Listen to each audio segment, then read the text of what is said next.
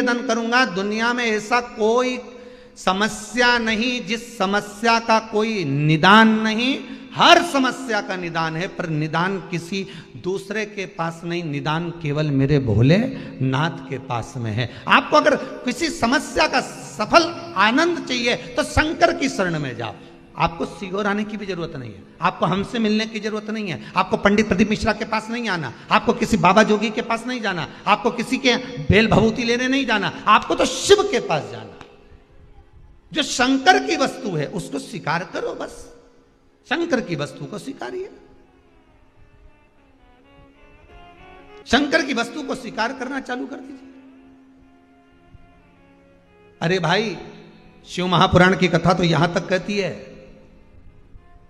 यहां तक वर्णन कर रही है, जिस व्यक्ति की नौकरी नहीं लगती, सर्विस नहीं लगती, हर जगह पर अप्लाई कर रहा है, बार बार इंटरव्यू देने जा रहा है, लगातार उसको अगर सफलता प्राप्ति नहीं हो रही है तो धतूरा ढूंढो। धतूरा कहीं बाजार में नहीं मिलेगा, किसी वृक्ष से धतूरा तोड़ लिया, कुछ मत चढ़ा, तू शंकर जी के मंदिर में जाकर तेरा नाम और गोत्र बोल और शिव जी को धतूरा चढ़ाना चालू कर दे और बाबा से विनती कर, धतूरा चढ़ाना चालू कर। अब धतूरा कोई बहुत कीमती होता है क्या? बहुत पैसे का मिलेगा क्या? कहीं पे भी मिल जाएगा। धतूरा तोड़ और चढ़ा शंकर जी को। रोज नियम बना ले कि एक धतूरा मैं शंकर जी को चढ़ाऊंगा, प्रतिदिन चढ़ाऊंगा, शिव जी से जाकर निवेदन करूंगा प्रतिदिन। शंकर जी की प्रिय वस्तु में धतूरा, बेलपत्र आदि कादि की तो है, क्या है? चढ़ा रोज एक धतूरा, फिर वही धतूरा जिसकी यहां तू इंटरव्यू देने जा रहा है उसी के सिर पे चढ़ गया।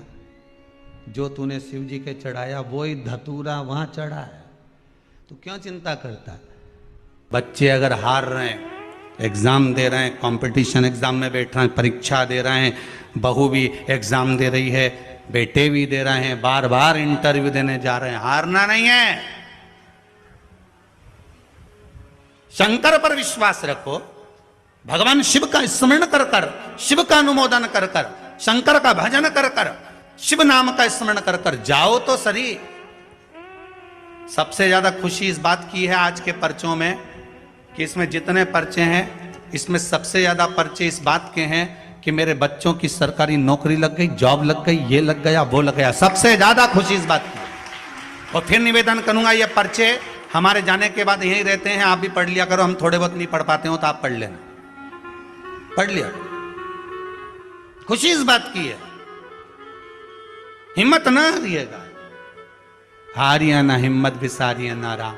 शंकर का अनुमोदन करते जाओ, शिव का स्मरण करते जाओ, भगवान की भक्ति को धारण करते जाओ, आगे बढ़ते जाओ। एक बात याद रखना, अगर किसी एग्जाम में बैठ रहे हो, बहुत बार बैठ चुके हो, नहीं हो रहा, तो कच्चे दूध में थोड़ी सी काली मिर्च को पीस कर डाल लीजिए। फिर काली मिर्च आ गई, ध्यान रखना।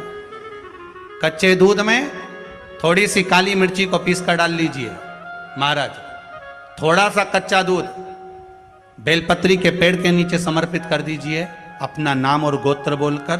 थोड़ा सा कच्चा दूध उसी में से शंकर भगवान को चढ़ा दीजिए। फिर एक कलश जल का साथ लेकर जाइए, जो शंकर भगवान पर जल चढ़ा कर आइए। फिर जिस एग्जाम में जा रहे हो उसमें आप चले जाइए, बाबा आपको सफलता प्रदान करेगा ही, ये पक्का है। काली मिर्च शत्रुओं का नाश करती है, आपको बल प्रदान करती है कि आप जिस परीक्षा में बैठने जा रहे हो, आप जिस जगह पर भगवान का अनुमोदन करने जा रहे हो, आप जिस जगह पर कंपटीशन एग्जाम में बैठने जा रहे हो, वहां सफलता देगी वो आपको। अगर कहीं भटक भी गए, हट भी गए, तो वो सफलता देगी।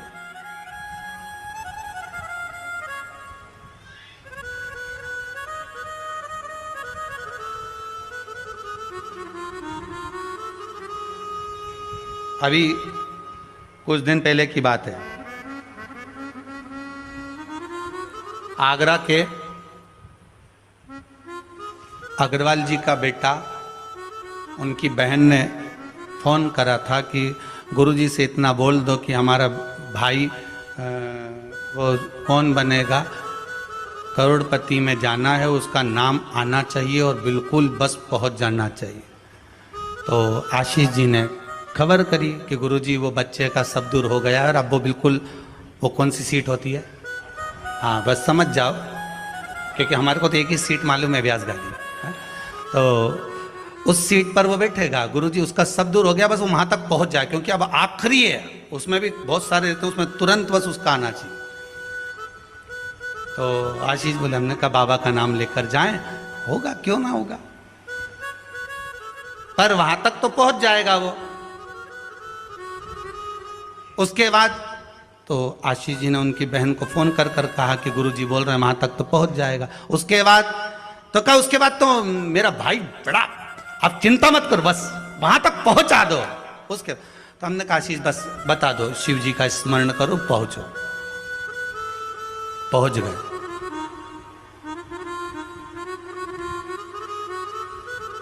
अब फिर बोली बात याद रखना, गुरु कह रहा है कि पेड़ पे झंडा बांध दो। गुरु जी ने ऊपर चढ़ा दिया। उतरते समय उतरता गया, उतरता गया, उतरता गया, केवल 4 फीट की ऊंचाई बची थी। तो गुरु जी ने कहा, वहां पांव रख ले, मां कोटर पकड़ ले, मां हाथ रख ले। चेले को गुस्सा आ गया, बताओ मैं इतनी ऊपर से नीचे तक उतरा तो गुरुजी एक शब्द नहीं बोला और अपने आप को गुरु पद दिखाने लगे। नीचे आ गया, नीचे उतरा तो गुस्से में लाल हो गए। गुरुजी ने पूछा, बेटा आराम से उतर गया? हाँ गुरुजी, पर आपकी ये बात बहुत गलत लगी मुझे। कौन सी?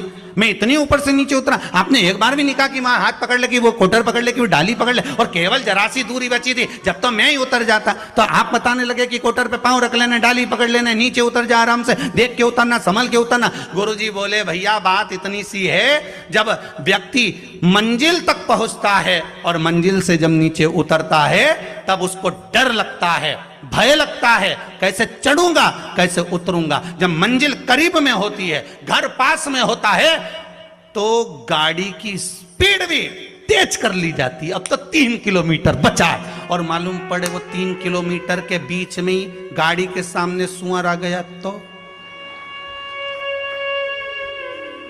विचार करिएगा जरा, बहुत सोचने वाली बात है।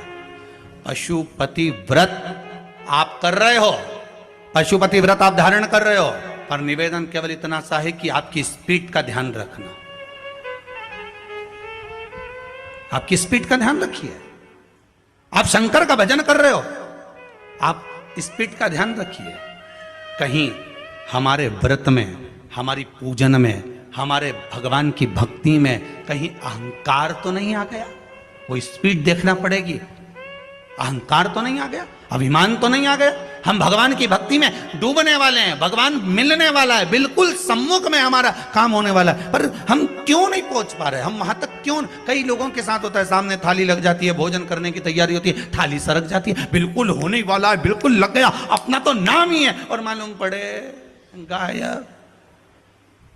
कहीं स्पीड तो तेज नहीं कर ली हमने अपनी गाड़ी की? कहीं अहंकार में तो नहीं डूब गए हम? इसका स्मरण रहे। अहंकार में 3 गए धन, वैभव, वंश, ना मानो तो देख लो रावण, कौरव और कंस। एक जगह कहीं विचार करिएगा।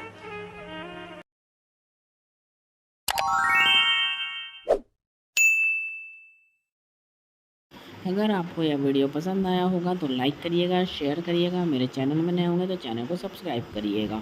श्री शिवाय नमस्तुभ्यम।